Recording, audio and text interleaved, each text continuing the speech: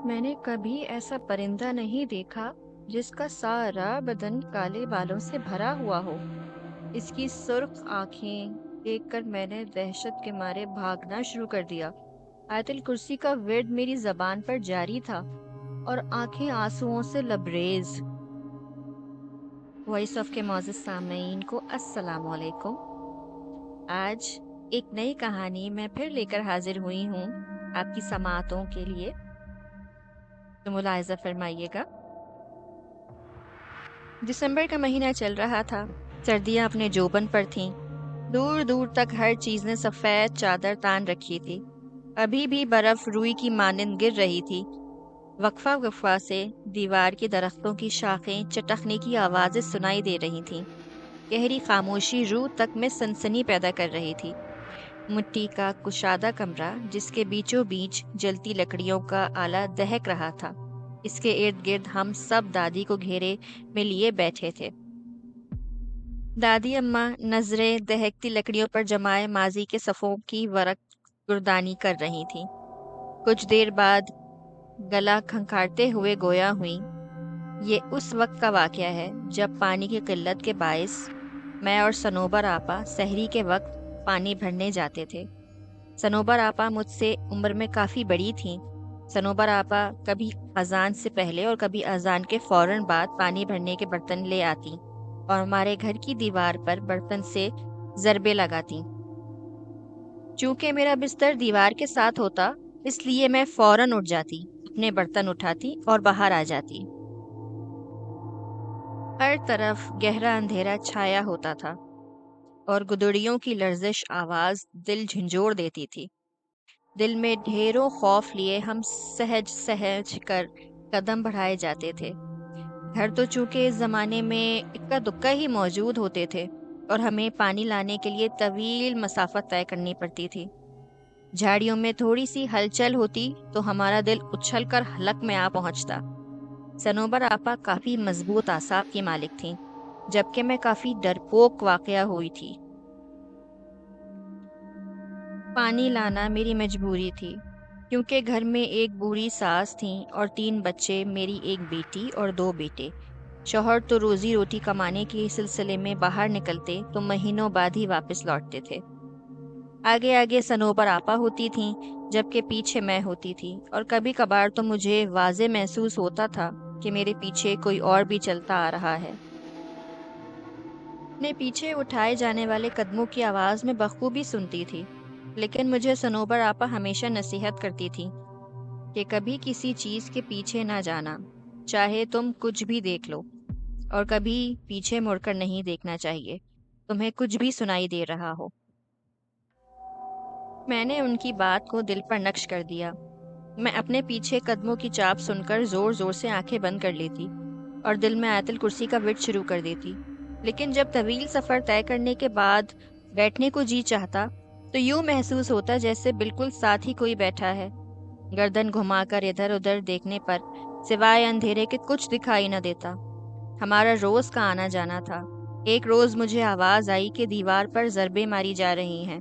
میں اٹھی، اپنے برتن اٹھائے، لیکن گہرا اندھیرا دیکھ کر ٹھٹک گئی۔ مجھے یوں محسوس ہو رہا تھا جیسے آدھی رات کا وقت ہو۔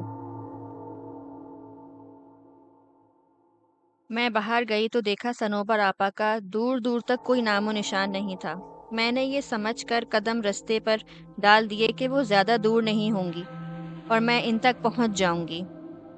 گیدڑوں کی آوازیں پل بھر میں میرے قدم ساکت کر دیتی تھیں۔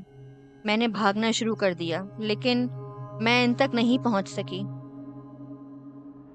بگڑے تنفس کے ساتھ میں نے مسافت طے کی اور جائے وقوع پہنچ کر میرے اندر تک سنسنی دوڑ گئی۔ صنوبر آپا وہاں موجود نہیں تھیں۔ میں تھوڑا اوپر کھڑی تھی اور نیچے دیکھا جہاں پانی کا کنواں تھا۔ ایسا محسوس ہو رہا تھا کہ کوئی پانی کے ڈول یکے بعد دیگر اپنے اوپر بہا رہا ہو۔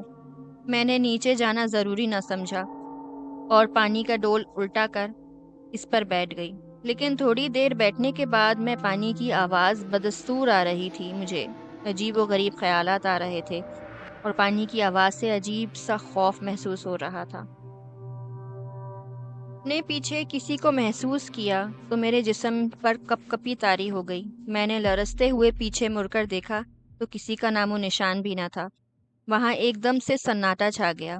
میری حیرت کی انتہا نہ رہی، لیکن عین اسی جگہ اوپر گھنے درخت کی شاخ پر کوئی عجیب سا پرندہ بیٹھا مجھ پر نظریں گاڑے ہوئے تھا۔ عجیب قسم کا پرندہ تھا، میں نے کبھی ایسا پرندہ نہیں دیکھا تھا۔ اس کا سارا بدن کالے بالوں سے بھرا ہوا تھا۔ اس کی سرخ آنکھیں دیکھ کر میں نے دہشت کے مارے بھاگنا شروع کر دیا۔ آیت الکرسی کا ورد میری زبان پر جاری تھا اور آنکھیں آنسوؤں سے لرز رہی تھیں۔ میں نے 1 منٹ کے لیے بھی راستے میں رکنا مناسب نہیں سمجھا اور اپنے گھر کے پاس پہنچ کر دروازے کی طرف ہاتھ بڑھایا ہی تھا کہ اسی وقت صنوبر آپا اپنے گھر کا دروازہ کھول کر باہر آئیں۔ ان کے پاس ڈول بھی تھے اور میں دروازہ کانپتے کھولنا چاہ رہی تھی، لیکن اپنا توازن برقرار نہ رکھ سکی اور بے ہوش ہو گئی۔ آنکھیں کھلی تو دیکھا ارد گرد سب جمع تھے۔ صنوبر آپا کے گھر کے سب افراد بھی بیٹھے تھے۔ میں نے پانی کے لیے آواز دی تو سب لپک آئے۔ تھوڑی طبیعت بحال ہونے پر معلوم ہوا کہ آج چوتھا روز تھا اور میں مسلسل بے ہوشی کی حالت میں تھی۔ میں نے اس روز کا واقعہ سب کے گوش گزار کیا تو صنوبر آپا ماتھا پیٹ کر رہ گئیں اور بولی، جیسا تم کہہ رہی ہو یہ درست ہے، تو ہم اس کو معجزہ ہی سمجھیں کہ تم زندہ سلامت لوٹ آئی ہو۔ میں نے رب کا شکر ادا کیا۔ آج بھی بدن پر سنسنی سی طاری ہو جاتی ہے جب کبھی اس پانی کی آواز اور اس عجیب و غریب پرندے کا بالوں بھرا جسم آنکھوں کے سامنے آ جاتا ہے۔ یہ کہانی ہمیں بھیجی تھی اریبا نے۔ معزز سامعین، آپ کو ہماری کہانیاں کیسی لگتی ہیں کمنٹ باکس میں ضرور بتائیے گا اور اپنی کہانی شیئر بھی ضرور کیجیے گا۔ ہم اپنی کہانی آپ کو بتاتے ہیں، سناتے ہیں، اور آپ بھی ہمیں اپنی کہانیوں سے آگاہ ضرور کیجیے گا۔ اپنی کہانیاں بھیجنے کے لیے آپ وائس آف کے انسٹاگرام پیج پر کانٹیکٹ کر سکتے ہیں اور وہاں اپنی کہانیاں آپ چھوڑ سکتے ہیں، سینڈ کر سکتے ہیں۔ مجھے اور میری ٹیم کو اجازت دیجیے اس اپنے پن کے ساتھ کہ اپنا بہت خیال رکھیے گا اور ہمیشہ یاد رکھیے گا کہ مسکرانا سنت ہے۔ اللہ نگہبان، دعاؤں میں یاد رکھیے گا۔